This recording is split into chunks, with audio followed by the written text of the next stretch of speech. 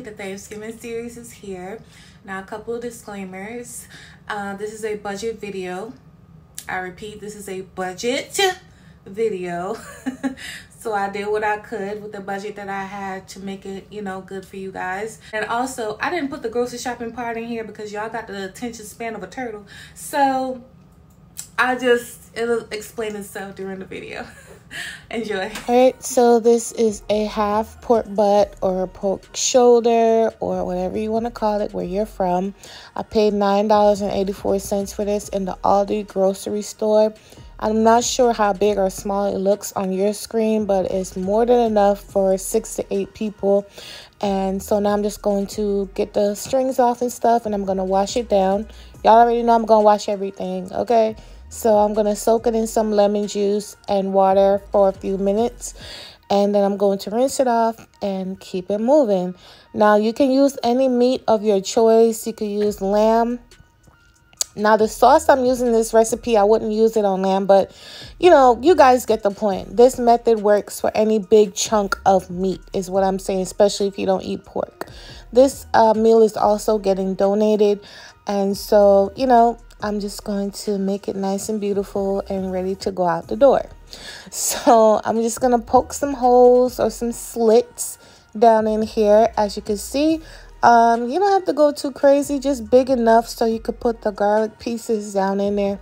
And I'm just going to stuff it with the garlic pieces for more flavor.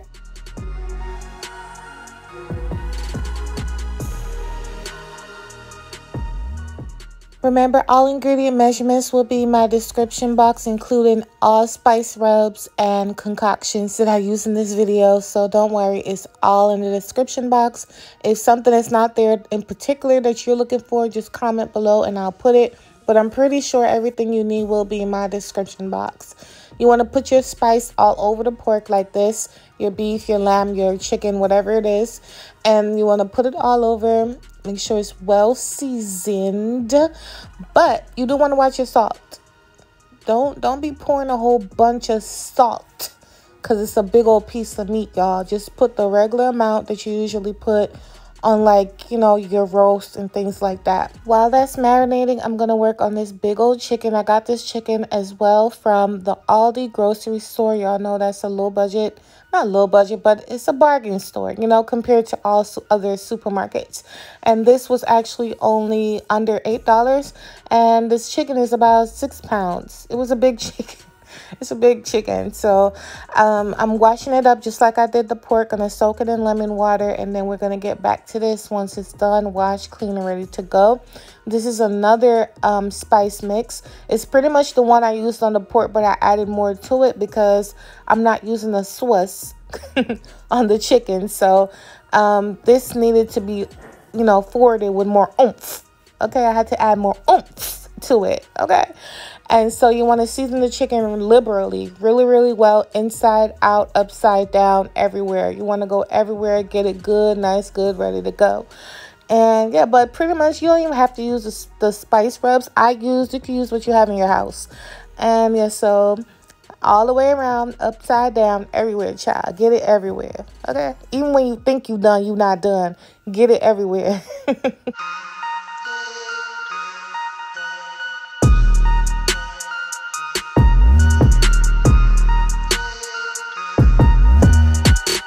You know, I meant to let my baby father do this voiceover for this part because he's the one that actually made this cornbread. Again, this is a budget video, so I used the box cornbread mix. And so this is what he's doing here. The camera is kind of off an angle, but that's fine. He's not a cook that cooks on camera, so it is what it is. Anyway, so he's just cracking the eggs. I use carnation milk because it's cheaper than getting the regular milk. Again, this is a budget video. That honey right there, I don't even know the last time I bought that honey, but it's gonna work today. Okay, period. So you want to add the honey down in here just to sweeten things up a bit. And again, all ingredient measurements will be in my description box. I'm going to keep repeating it because y'all be dragging me and I ain't got time, okay? I put a lot of work into this video. And y'all, oh my God, the way I was tired this day, but I kept going.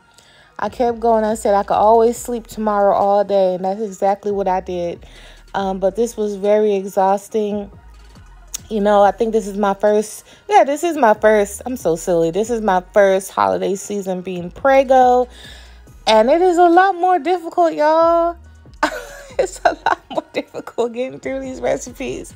So I made it work, but y'all gonna see when the rest of the other videos in this series come out. Y'all gonna see, child. This is just the warm up. Just so y'all know, this is the warm up. This is just a warm up. We ain't getting nowhere yet. But baby, when I tell y'all, I was so exhausted. Oh my goodness. I'm definitely not cooking for Thanksgiving. But anyway, the cornbread's out the oven, and now he's drizzling all over with honey butter. Brush it all over, and that's it. Cornbread's done and gonna be ready to go out the door. Bye. Let's move on to the next recipe. All right, so now I'm going to put the pork butt in the slow cooker. You could, of course, cook it in the oven. And I was in Kroger, and they had closeout deals, and I saw these sauces. They came all the way down from almost $5 to $1.99. And I actually racked up because there was some there that I really wanted for myself for the house. But I bought this one for this video because, you know, it was in price range. So I said, why not? So I'm going to empty the entire bottle down in here. And then I'm just going to let it go on low. This was actually the night before. I'm going to let it go on low for about 8 hours. Check it in the morning. And that's how I work this part out. So you want to empty the entire bottle. The whole entire bottle down into the slow cooker. And low for 8 hours. And then I moved on. Alright, so let's get into the sweet potato pie. These are all the ingredients you'll need. As you can see, once again, I got the evaporated milk because it's cheaper. And yeah, ingredient measurements will be in my description box. So make sure you check it out. So, of course, you want to beat up, not beat up, but, you know, puree your sweet potatoes before you add anything because, you know, you want to break it down a bit. Now, me, I boiled the potatoes, child, because like I said, I was just so tired, okay? But you could throw them in the oven. Of course, they're better when you bake them first, but I boiled them. So now I'm going to add my brown sugar, my maple syrup, and the rest of my spices. And you guys can see what's going on.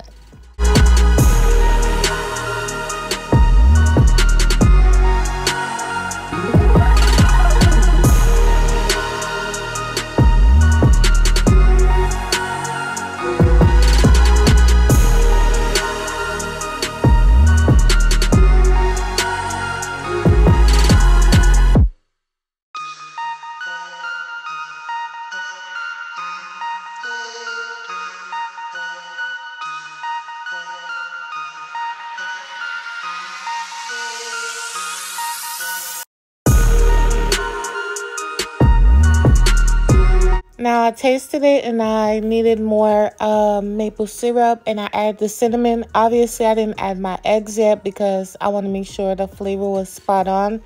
Yes, I'm going to give you a recipe, but make sure you taste your batter before you add the eggs. You might like it more spicy. You know, you might like a straight up full of ginger or nutmeg or, you know. So that's why I always do that and add the eggs dead last because I want to make sure the flavor is right. And that's it. I'm going to mix it up and pour them in the shell. This smells so amazing, by the way. That pumpkin spice maple syrup. I got it from the Aldi grocery store as well. It was only $2. And hey, you know, it is what it is. Any little chance. If I see something for $2, I'm going to get it, child. If I see something for $2, I'm getting it. I believe most states have an Aldi grocery store. I'm not sure, but if you guys do, make sure during the holiday season you check out all the aisles because they always have some great deals. So you want to pour the batter into your pie shells. I got the pie shells for $3 in Kroger, and I'm going to pop them into the oven. And this is what they look like out the oven. Yes, I could have brushed the crust and made it extra special, but honey, I didn't do all of that. Okay. And this is how it looks, nice and shiny, firm, good to go. And I'm going to let them cool all the way down and put them in the refrigerator. And we're good to go.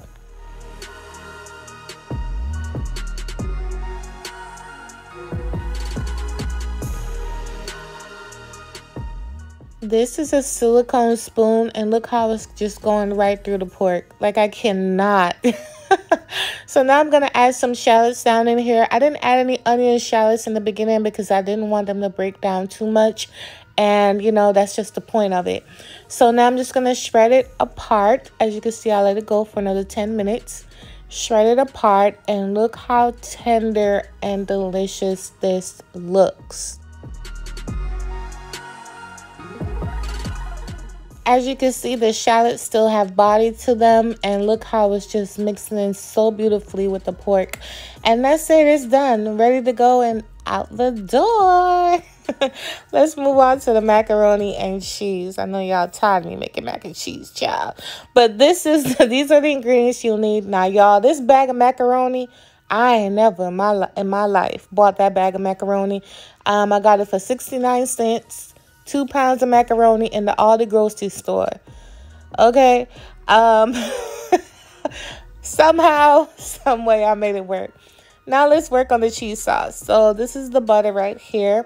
I'm just going to melt it down, get it nice and good to go. I'm going to add a flour because I am going to be making a roux. Today I decided to use heavy cream because that's what I had and it was on sale. For whatever reason, it was on sale in the Aldi grocery store. Hindsight, I wish I had used carnation milk. I didn't really think about it. You already know. But for whatever reason, I'm trying to figure out how is heavy cream on sale, but half and half is not. Now, a misconception, people think I'm trying to be funny when I say I prefer half and half over heavy cream. The thing is, when you reheat the mac and cheese in the microwave, when you use heavy cream, to me, it becomes a greasy, sloppy mess. I don't know if that's something. I'm finicky. I'm finicky, and that's probably why. Maybe some people are okay with that, and that's why I don't use heavy cream. I use half and half. But anyway, once your mixture comes to a simmer, you want to season it. So I use salt, pepper, onion powder, granulated garlic. But you can season this however you want. However, I am going to put a playlist of all my amazing macaroni and cheese recipes down below. And you can probably check those out if you don't like this one.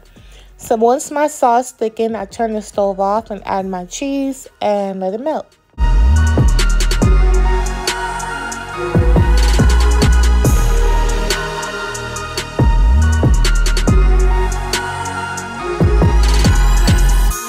Y'all, look at this macaroni. Look at it. Look. You know what, child? I'm going to just stick to that dollar box in Kroger because I ain't got time. But anyway, I added the cheese sauce. It looks amazing, well seasoned, and super cheesy.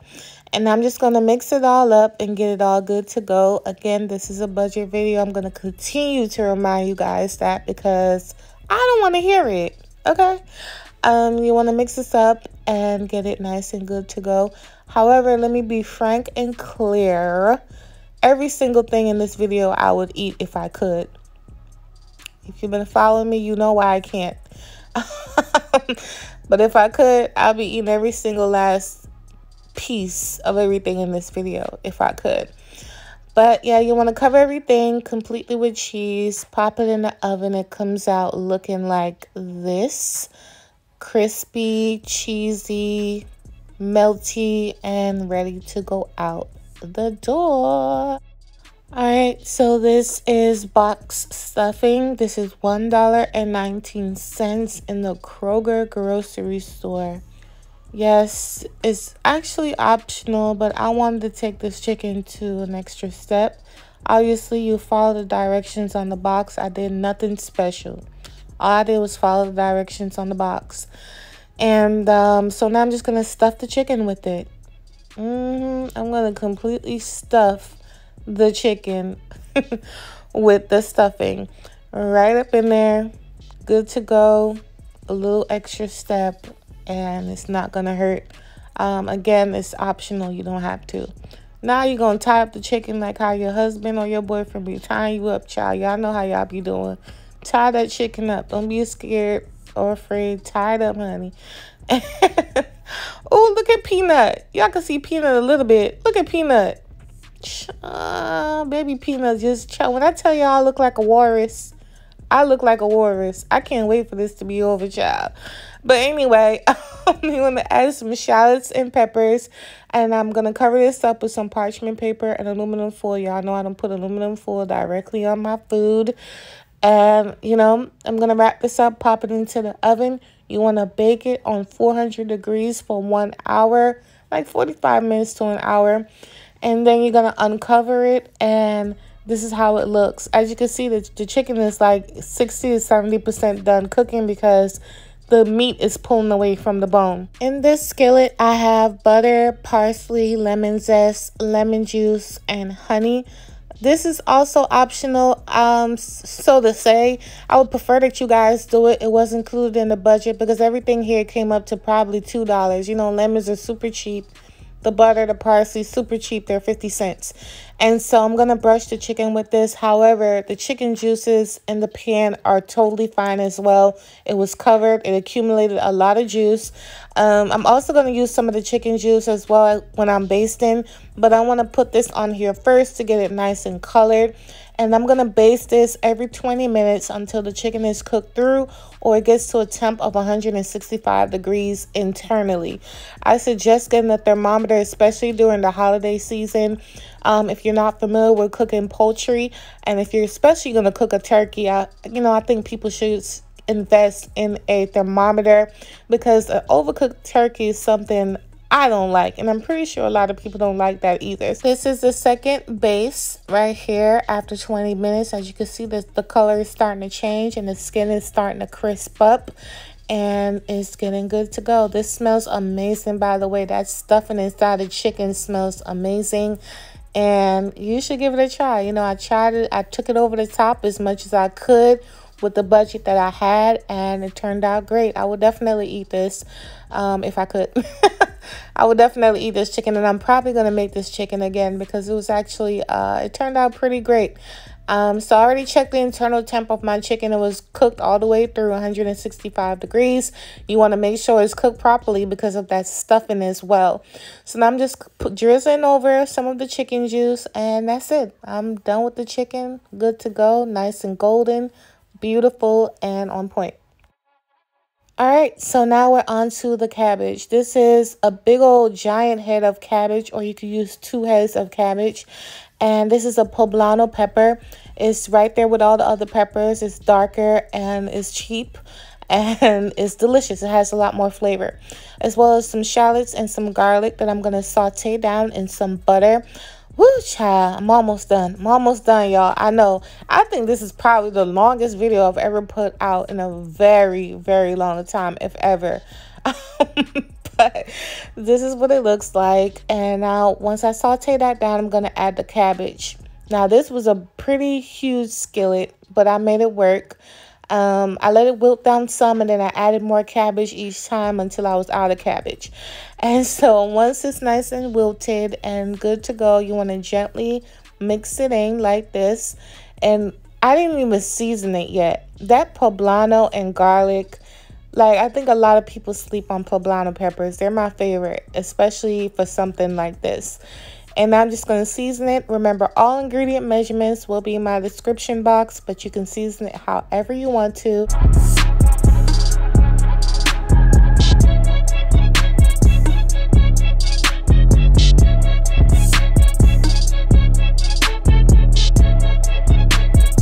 All right, and I'm just going to pour my cabbage down into the pan, and that's it. I'm done. Finally, I'm done cooking. Child, this I know y'all looking at this video like, this girl is crazy. Yeah, I guess, child. And you won't believe this was a whopping $57. $57 made this entire spread. I wish I was able to do more, but the food cost done went up so much, you guys. I did everything I could, but you know. But anyway, thank you so much for tuning in, and I hope you appreciate this video. Thank you for this thumbs up and the comments and the support, and I'll catch you on the next video. Bye.